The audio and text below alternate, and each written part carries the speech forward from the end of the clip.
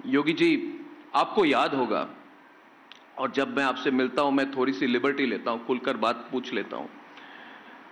3 साल पहले आपसे मुलाकात हुई थी, अयोध्या सरयू के तट पर इंटरव्यू किया था आपके साथ मैंने, और आपने उस बार बुलडोजर की बात कही थी और एक तरह से खलबली मच गई थी उस समय। और मुझे भी तब पता नहीं था कि बुलडोजर शब्द से इतनी खलबली मचती है, मगर एक तरह से लगा कि इलेक्ट्रिसिटी आ गई ऑडियंस में, मुझे नहीं पता था। उस दिन मैंने देखा तो सरयू तट पर जब इंटरव्यू किया था, आपने बुलडोजर पर खुलकर बात की थी। और योगी जी, मैं आपके करियर, आपके पर्सनैलिटी और आप जो बात कहते हैं उसको बहुत क्लोजली फॉलो करता हूं। मुझे नहीं लगता कि आप ऐसे ही बोल देते हैं। लोग कहते हैं Yogi ji spur of the moment में बोलते हैं। मैं कहता हूं कि योगी जी हर वक्त सोच के बोलते हैं। जैसे विधानसभा के अंदर जब आपने कहा कि माफिया को मिट्टी में मिला देंगे, तब आपने किया भी, और जो आप कहते हैं आप करते भी हैं। आप डायरेक्टली बात करते हैं और डायरेक्टली करते भी हैं। और फिर आपने कहा बटेंगे तो कटेंगे, नेक रहेंगे, एक रहेंगे तो नेक रहेंगे। आपको क्लोजली फॉलो करता हूं। आपने संभल की बात की, मैंने भी संभल में कई सारे रिपोर्टर भेजे थे। आपका पूरा अप्रोच है हिंदू एकता, राष्ट्रीय एकता, और मेरा इशारा नहीं, मेरा सवाल संभल को लेकर है। और ये सवाल बहुत लोगों के मन में, योगी जी सिर्फ मेरे मन में नहीं है, क्योंकि संभल में जो हुआ विधानसभा चुनाव, जो उपचुनाव हुए थे उसके एक दिन बाद हुआ। और सवाल मेरा यह है कि जो संभल में हुआ वो न्यायिक व्यवस्था को रोकने की कोशिश थी या फिर योगी आदित्यनाथ को रोकने की कोशिश थी, जिन्हें एक दिन पहले उपचुनाव में बहुत बड़ी जीत हासिल हुई थी? क्या न्यायिक व्यवस्था को रोकने की कोशिश थी योगी जी, या आपको रोकने की कोशिश थी? देखिए, क्या आपके पार्टी को रोकने की कोशिश थी? देखिए, एक चीज हम बात नोट करें जी। जो लोग देश के अंदर संविधान की पुस्तक लेकर के घूम रहे हैं या संविधान की दुहाई दे रहे हैं, इन लोगों ने बाबा साहब डॉक्टर भीमराव अंबेडकर जी के द्वारा बनाए गए संविधान की सबसे ज्यादा अवहेलना की।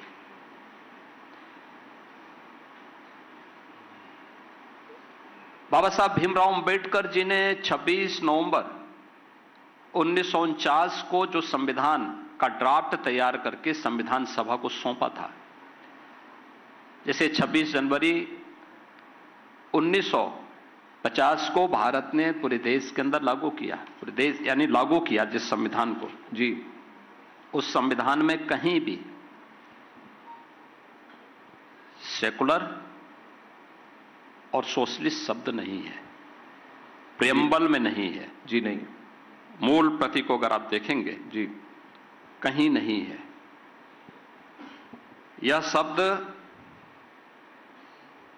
ये दोनों शब्द भारत की संविधान की मूल आत्मा पर प्रहार करते हुए कांग्रेस ने तब डाला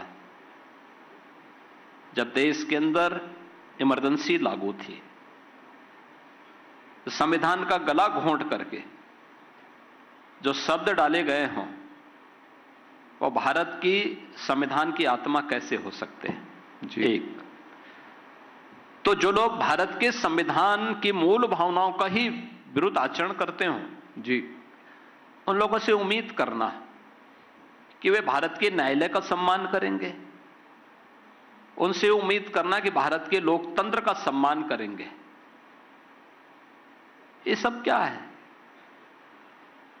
क्या हल्ला बोल का नारा, क्या ये संवैधानिक नारा था? ये लूट खसोट करना, तोड़ फोड़ करना, बेटियों की सुरक्षा के साथ खिलवाड़ करना, व्यापारियों की सुरक्षा पे सेंध लगाना, क्या ये संवैधानिक था? क्या यही तो होता था समाजवादी पार्टी की सरकार के समय। इन लोगों से क्या उम्मीद आप करते हैं? कोई उम्मीद पहले भी नहीं थी, आज भी नहीं। इन्होंने कभी नहीं माना। देखिए, हम तो धन्यवाद देना चाहेंगे माननीय उच्चतम न्यायालय को, जिन्होंने सर्वसम्मति से अयोध्या में से राम जन्मभूमि से जुड़े हुए वर्षों के विवाद का जी, एक सर्वसम्मत समाधान दिया है और हमेशा के लिए विवाद शांत हुआ।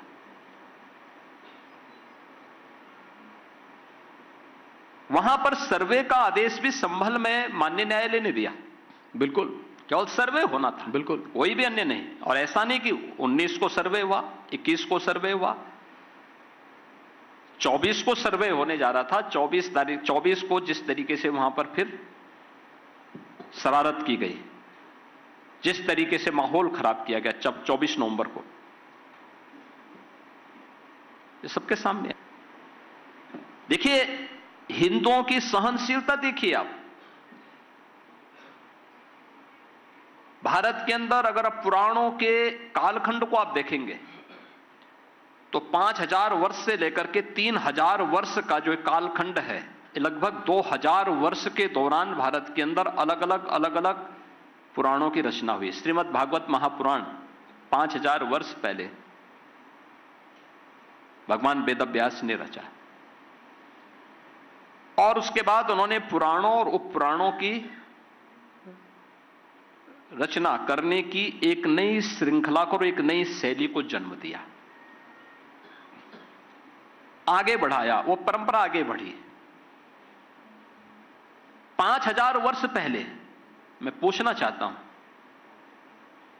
5000 वर्ष पहले श्रीमद् भागवत महापुराण में भी, और उसके बाद भी अन्य अनेक अवसर पर हमारा शास्त्र इस बात का उल्लेख करता है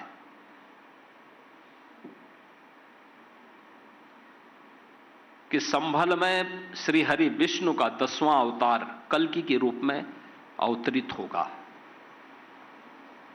तिथि इस पहले से तय है, ये सब कुछ पहले से उल्लेख है। मैं किसी मत और मजहब के खिलाफ नहीं हूं। अगर किसी की पहले से चली आ रही उपासना स्थल है, उसका सम्मान करता हूं, लेकिन हां, मैं इसका विरोधी हूं कि किसी के भी उपासना स्थल को तोड़ करके कोई जबरन अपना स्थल बनाने का प्रयास करेगा तो उसकी निंदा होनी चाहिए और उसके खिलाफ खड़ा होना चाहिए।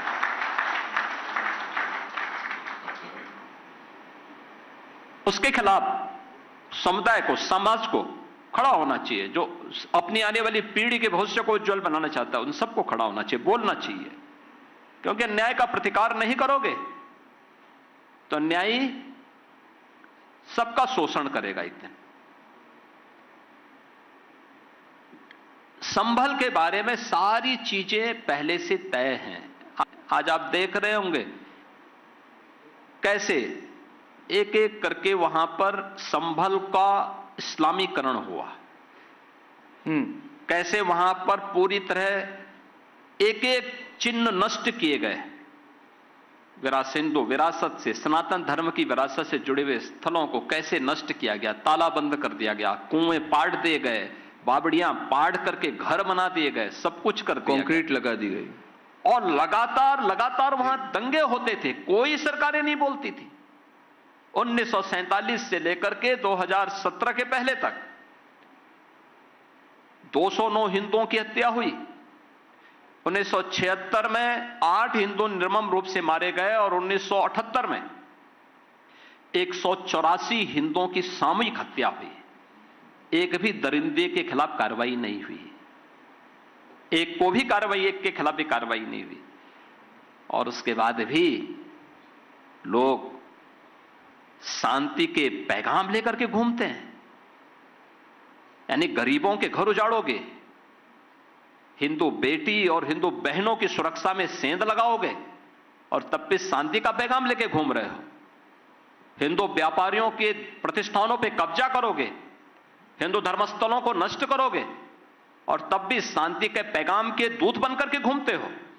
इस चेहरे को उजागर किया जाना चाहिए और सबके सामने चीजें आनी चाहिए। अगर कोई दरिंदा है तो उस दरिंदे को सार्वजनिक रूप से जनता के सामने खड़ा किया जाना चाहिए। और संभल में भी कहीं ना कहीं ये अलग अलग कालखंड में हुआ था। याद रखना, आईने अकबरी में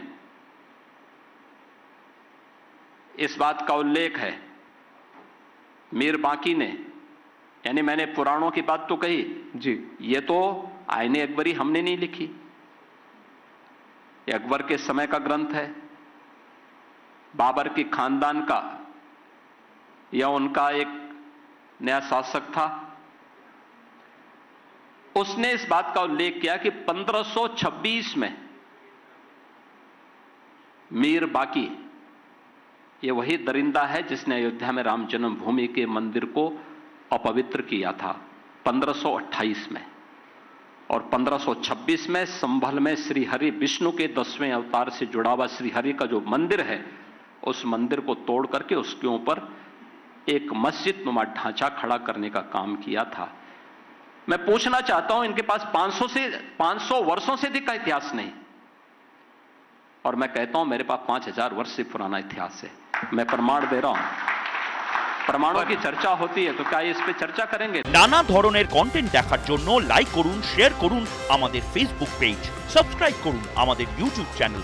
পাশাপাশি অন্যান্য ব্রেকিং নিউজের জন্য অবশ্যই চোখ রাখুন রিপাবলিক বাংলায়।